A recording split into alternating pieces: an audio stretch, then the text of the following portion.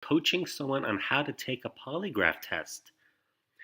Ford testified under oath that she has never given tips to someone on how to take a polygraph test. She specifically was asked that question, and she said, "No, I've never given any advice or tips." But her ex boyfriend says, "Oh, yes, she did." In the letter, Senator Grassley wrote to the lawyers of Dr. Ford, this is what he writes: I write to renew my request for material evidence relevant to allegations of sexual assault made by your client, Dr. Christine Blasey Ford, against Judge Brett Kavanaugh. During the hearing last week, Senator Kamala Harris argued that it was only fair for senators on the committee to see the evidence that the witness was being asked to address. The same principle applies to this request.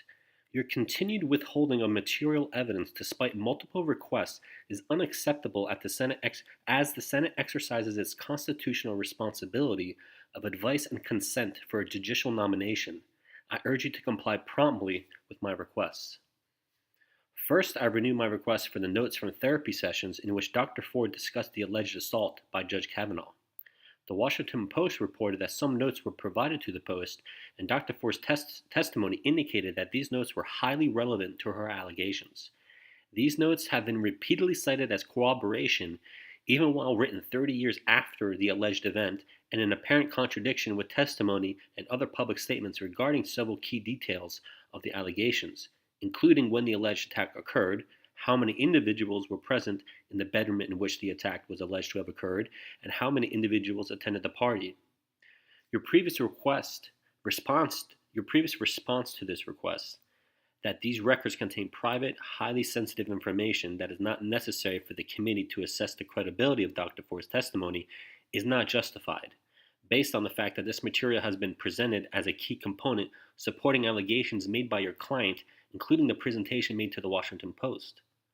Second, I renew my request for copies of all audio and video recordings produced during the course of Mr. Hanafin's polygraph examination of Dr. Ford, as well as polygraph charts and other data that Mr. Hanafin relied upon in preparing the report. I made these requests both before and during the hearing, but I've yet to receive them. Dr. Ford cited the results of this polygraph examination to support her allegations. It's unfair to rely on the results of polygraph examination while withholding the materials necessary to assess the accuracy of the results. Okay, now listen to this. This is where he writes here about Dr. Ford claiming that she didn't ever give advice to someone about taking a polygraph test. He writes, the full details of Dr. Ford's polygraph are particularly important because the Senate Judiciary Committee has received sworn statement from a longtime boyfriend of Dr. Ford's stating that he personally witnessed Dr. Ford coaching a friend on polygraph examinations.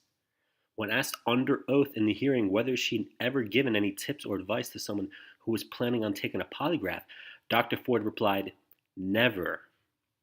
This statement raises specific concerns about the reliability of her polygraph examination results.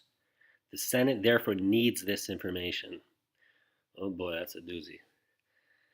He goes on, third, I renew my request for copies of any and all written audiovisual or electronic materials related to the allegations raised by Dr. Ford against Judge Kavanaugh that Dr. Ford or her representative previously provided to any reporter or any else at a media organization. On the eve of our Thursday, September 27th hearing, you provided a single screenshot of Dr. Ford's WhatsApp correspondence with the Washington Post tip line. But Dr. Ford testified the next day that she had continued her conversation under the encrypted app with the reporter. Your failure to provide the entirety of Dr. Ford's correspondence with the Post again suggests a lack of candor. That the Senate is not a court of law does not change the reality that Dr. Ford's allegations have put Judge Kavanaugh on trial before the nation. A sitting federal judge and Supreme Court nominee has been accused of committing a violent crime. Dr. Ford, to her credit, offered her testimony to the Judiciary Committee, notwithstanding attempts at obstruction by her attorneys and Senate Democratic leadership.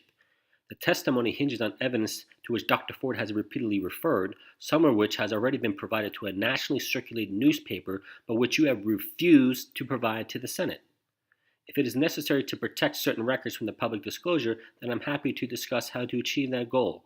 And I certainly understand, in light of Democrats' betrayal of Dr. Ford's desire for confidentiality, that she may hesitate to trust such an arrangement. Still, these records are central to the credibility of Dr. Ford's allegations and must be produced. Please provide the requested materials to the Senate Judiciary Committee immediately. Sincerely, Chuck Grassley.